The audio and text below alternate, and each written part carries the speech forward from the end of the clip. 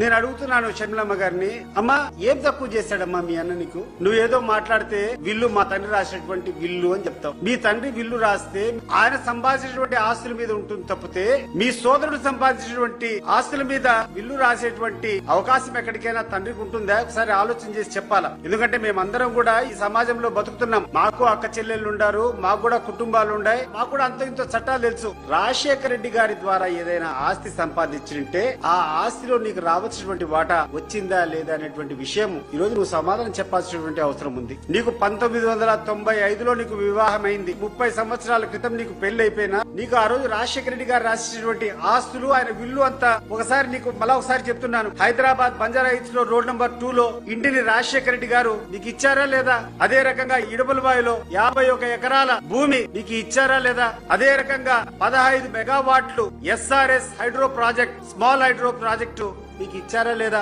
అదే రకంగా స్వస్తి పవర్ హైడ్రో ప్రాజెక్ట్ లో 22.5% షేర్లు మీకు ఇచ్చారా లేదా?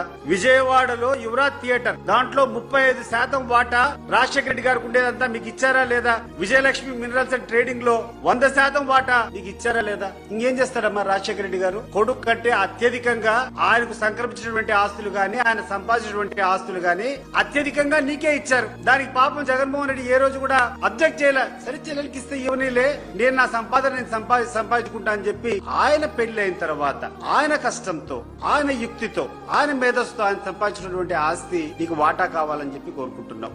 దాంట్లో నువ్వు ఆశించినంత ఇవ్వలేదని చెప్పి ఆయన మీద ఈ రోజు పగగట్టుకొని ఎవరైతే ఈ కుటుంబానికి ప్రధాన శత్రువు చంద్రబాబు నాయుడు ఉన్నాడో ఆయనతో చేతులు కలిపి చౌకబారుగా మాట్లాడుతున్నావు. నీకు అర్థం కావడం లేదు తల్లి.